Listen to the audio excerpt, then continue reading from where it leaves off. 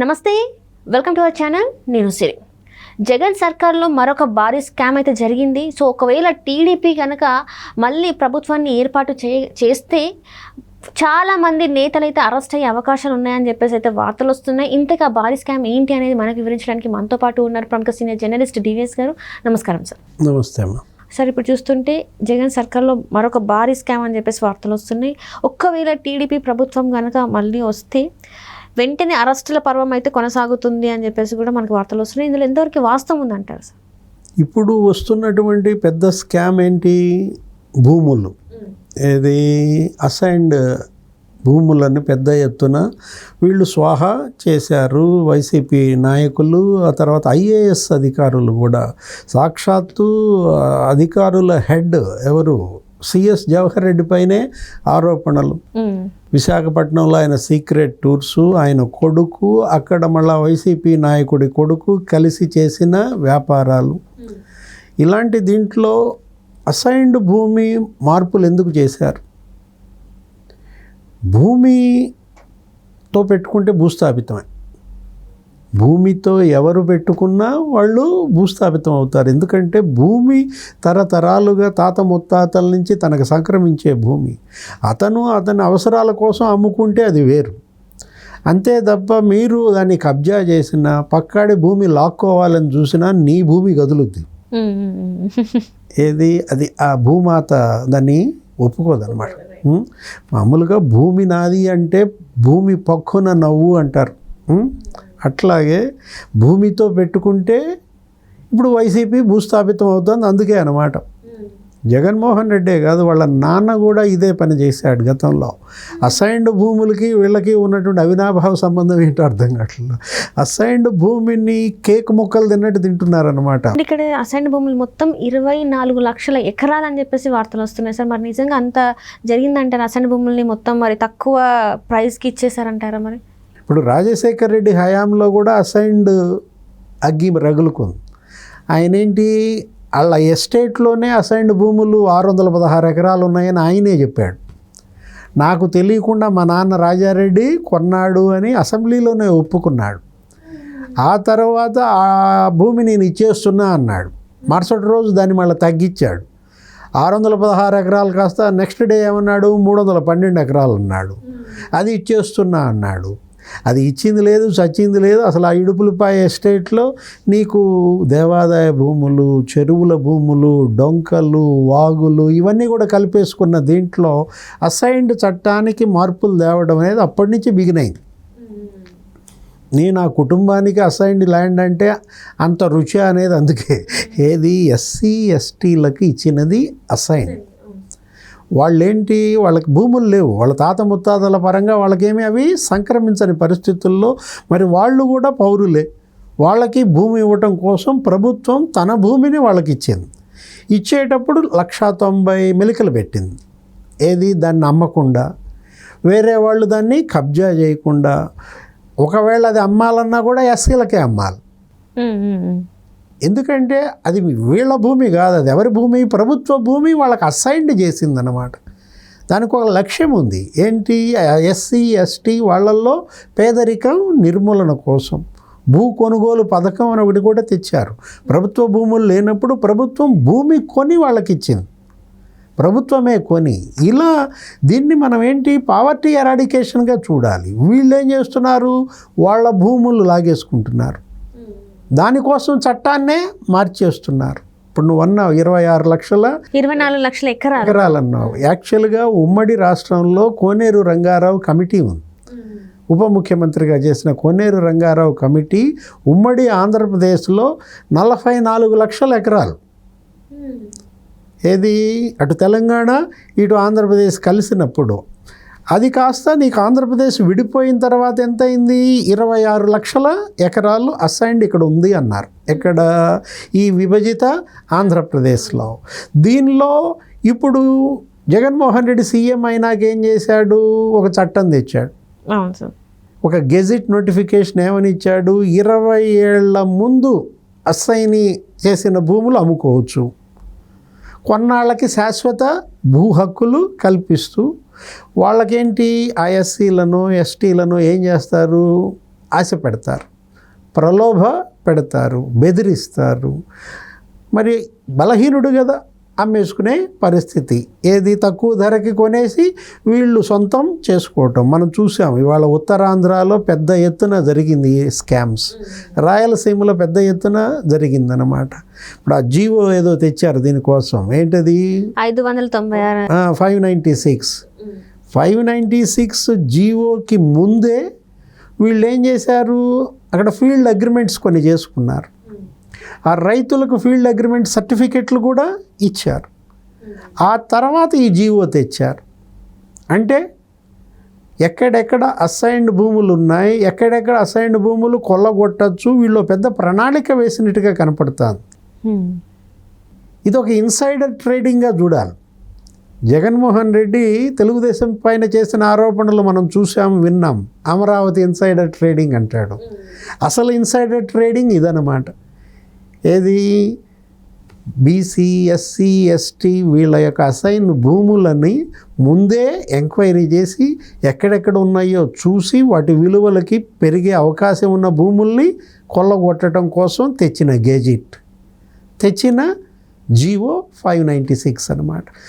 GO తెచ్చిన 10 రోజుల్లోనే విశాఖపట్నంలో 1000 ఎకరాలు 100 ఎకరాలు రిజిస్ట్రేషన్లు ఎలా జరిగాయి? ఇప్పుడు స్టిల్ జరుగుతూనే ఉన్నాయని చెప్పేసి కూడా వార్త. ఇప్పుడు అదే కదా జనసేన మూర్తి యాదవ్ జవహర్ రెడ్డిని టార్గెట్ చేసింది. రోజుకో సాక్ష్యాలు ఆధారాలు వదిలాడు కదా, స్పష్టంగా డాక్యుమెంట్స్తో కూడా చూపించాడు కదా.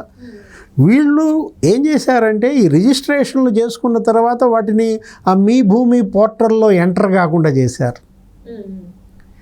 త్రిమూర్తులంట, వీళ్ళన్నీ ఆ త్రిమూర్తుల వైపేనంట. 3 IASలు ఇవాళ ముఖ్యమంత్రి జగన్మోహన్ రెడ్డి ఆదేశాల మేరకి ఏ విధంగా 1000 ఎకరాలు భూముల్ని మరి ఎస్సీ ఎస్టీలకు దూరం చేశారో మనకు కనపడుతోంది. అక్కడెక్కడో బసవన్నపాలెం అంట విశాఖ దగ్గర. ఆ బసవపాలెంలో ఏం చేశారు, 62 మంది రైతుల దగ్గర 45 ఎకరాలు లాగేసుకున్నారు. ఎకరం ఎంత ఇచ్చారో వాళ్ళకి 10 లక్షలు ఎంత ఇచ్చుంటారు. కానీ అది కొన్ని కోట్ల రూపాయల విలువైన భూములు, వాళ్ళకి ఇచ్చింది 10 లక్షలు. ఇట్లా దగ్గర దగ్గర నీకు ఉత్తరాంధ్రలోనే 13,000 కోట్ల విలువైన భూములు, 65,000 ఎకరాలు ఈ 5 ఏళ్లలో కొల్లగొట్టారు. ఎవరికి? అసైన్ భూముల్ని వీళ్ళకి బలహీన వర్గాలకి దూరం చేశారన్నమాట. 13,000 కోట్ల విలువైన భూములు, 65,000 ఎకరాలు వైసీపీ నేతలు అధికారులే లాగేసుకున్నారంటే వాళ్ళ మీడియాలో అంత పెద్ద ఎత్తున మరి కథనాలు వస్తే దీనిపైన శ్వేతపత్రం ఇవ్వమంటే ఇవ్వరు. దీనిపైన సిబిఐ విచారణకు సిద్ధం అవ్వమంటే ఆ సవాల్ స్వీకరించారు. పోనీ సిట్టింగ్ జడ్జితో ఎంక్వైరీకి సిద్ధమా అంటే దానికి సమాధానం లేదు. లేకపోగా వాళ్ళని బెదిరిస్తారు. ఏంటి, మీకు లీగల్ నోటీసులు పంపిస్తాం, పరువు నష్టం దావా వేస్తాం, చట్టబద్ధంగా క్రిమినల్ చర్యలు తీసుకుంటాం. వాళ్ళన్నిటికీ తెగబడ్డారు. ఏంటి, అక్కడ అది భూమికి సంబంధించినటువంటి అంశం, తరతరాలుగా కాపాడుకుంటూ వస్తున్నటువంటి భూముల్లో. ఇప్పుడు పాలకుడు అంటే ఎవరు? అతను ధర్మకర్త, ఒక ట్రస్టీ. ప్రజాధనానికి నువ్వు కాపలాదారు మాత్రమే. అంటే కంచే చేను మేయడమా? కాపలాగా కంచేసాం, చేనుకు కాపలాగా కంచేస్తేనంట ఆ కంచె ఏం చేసింది, చేనుని మేసేసిందంట. కంచె చేనుని మేసిందంటే జగన్మోహన్ రెడ్డి నాయకులు, జగన్మోహన్ రెడ్డి పెట్టిన అధికారులు పెద్ద ఎత్తున ఇవాళ ఆంధ్రప్రదేశ్ని మేసేశారు. ఒక కంచెలాగా ఉండాల్సినటువంటి సీఎం ఒక ఫెన్స్ లాగా, ఒక కంచు కోటలాగా కాపలా కాయాల్సినటువంటి ముఖ్యమంత్రి, మంత్రులు పెద్ద ఎత్తున ఎలా దోచేశారు. మాన్సాస్ ట్రస్ట్ అంట, పివిజి రాజు, అశోక్ గజపతి రాజు గారి తండ్రి. ఆయన అసలు ఇందిరాగాంధీ ఆయనకు వంగి సలాం చేస్తుంది. విజయనగరం రాజు ఆయన విరాళంగా ఇచ్చిన భూములు, ఆ మాన్సాస్ ట్రస్ట్ భూములు, వాటిని కబ్జా చేసేస్తున్నారు. అక్కడ ఉత్తరాంధ్ర కీలక మంత్రి అంట. ఎవరా ఉత్తరాంధ్ర కీలక మంత్రి నీకు తెలియకుండా ఉంటుందా? నాతో చెప్పించాలని బొత్స సత్యనారాయణ ఇప్పుడు ఏ విధంగా వీళ్ళు ఏం చేసుకుంటారు ఇంత భూమి? ఎవరు చచ్చిపోయినా మీకు కావాల్సింది 6 అడుగులా? అంతకుమించి ఇంకేది మనతో రాదు, మనం పెట్టడానికి ఉండడానికి కాదు. వీళ్ళదేమన్నా ఒక 6,000 ఎకరాల్లో బాడీ ఉందా వీళ్ళకి? ఒక్కొక్కటి బాడీ పాతేయటానికి ఎందుకు? ఏం చేద్దామని? ఈ భూ దావాద్రేంటి? అదే అన్నది, భూమితో పెట్టుకుంటే భూస్థాపితం అవుతుందని. అదే ఇప్పుడు ఆ 3 మూర్తులు ఎవరు? ఆ 3 ఐఏఎస్లు ఎవరు? సిఎస్ జవహర్ రెడ్డా, సిఎంఓ ధనుంజయ రెడ్డా, మరోవరు ఎవరన్నా ల్యాండ్ అడ్మినిస్ట్రేషన్లో ఉన్న వ్యక్తి.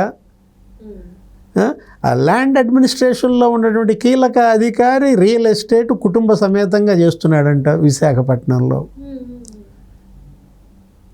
రాష్ట్రానికి అధిక రాబడి తెచ్చే శాఖ అంట. ఆ శాఖ యొక్క ముఖ్య అధికారి 42 ఎకరాలు అందులో జూనియర్ అసిస్టెంట్ పేరు మీద కొన్నాడంట. ఏంటి ఆ శాఖ? నవ్వుతావు, అన్నీ నాతోనే చెప్పిస్తావు. విద్యుత్ శాఖ. అధిక రెవెన్యూ తెచ్చే శాఖ ఏది? బాదుడే బాదుడు. 75,000 కోట్లు వేసింది ఎవరు? ఛార్జీలు, కరెంటు ఛార్జీలు. అంటే విద్యుత్ శాఖలో ముఖ్య కార్యదర్శి, ముఖ్య అధికార, సీనియర్ ఐఏఎస్ 42 ఎకరాలు కొన్నాడంట. అలా వాళ్ళ డిపార్ట్మెంట్లో జూనియర్ అసిస్టెంట్ పేరు మీద. ఈ 3 అన్ని వేళ్ళు త్రిమూర్తుల వైపే. అంటే ఎవరా త్రిమూర్తులు అంటున్నా? సీఎం జగన్మోహన్ రెడ్డి, జవహర్ రెడ్డి, ధనుంజయ రెడ్డి, వీళ్ళు కనపడుతున్నారు మనకి. ఇంకా కనపడని మూర్తులు ఎంతమంది? మంత్రులు భూములు దోచేశారు. ధర్మాన ప్రసాదరావు మొన్న ఒక మీటింగ్లో వీడియో కూడా చూసావు. ఆయన ఎక్కడి నుంచో వచ్చి ఇక్కడ చేస్తున్నారు. ఎవడో కడప నుంచి అంట, వాడెవడో వచ్చాడు సుబ్బారెడ్డి అంట, ఇక్కడ భూమి కావాలి, భూమి అంటే అప్పుడు బూత్ మాట కూడా అన్నాడు. దొబ్బేయమన్నాను, మా భూములు, మా ప్రాంతం, మా దీనికి వచ్చి నువ్వేడురా కడప నుంచి అని అతనేదో పాపం ఓట్ల కోసం తాపత్రయపడ్డట్టున్నాడు. ఆయన ఎన్ని ఎకరాలు మేసాడు? అటు రెవెన్యూ శాఖ మంత్రిగా ధర్మాన ప్రసాదరావు రాజశేఖర రెడ్డి హయాంలో 6 క్యాబినెట్లలో ఉన్నాడు. జనార్దన్ రెడ్డి, విజయభాస్కర్ రెడ్డి, రోసయ్య, కిరణ్. ఇప్పుడు జగన్ దాంట్లో కూడా ఆయన రెవెన్యూ మినిస్టరే. ఆయనే మధురవాడలో 72 ఎకరాలు ఆయన కంపెనీల పేరు మీద, ఆయన భార్య పేరు మీద, కొడుకు పేరు మీద వేసేసారంటారు. అసలు కొడుకు గ్రానైట్ కొండ మింగేశాడు కన్నెదార అని తెలుగుదేశం పార్టీ ఆరోపణలు. సో మొత్తానికి అయితే రేపటి తెలుస్తుంది అంటారు.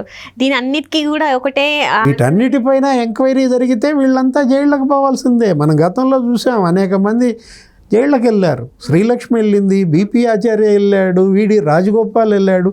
రేపు పొద్దున ఏ ఐఏఎస్లు జైళ్ళకి వెళ్తారు, ఏ మంత్రులు కోర్టుల చుట్టూ తిరుగుతారు. భూమితో పెట్టుకుంటే భూస్థాపితమే.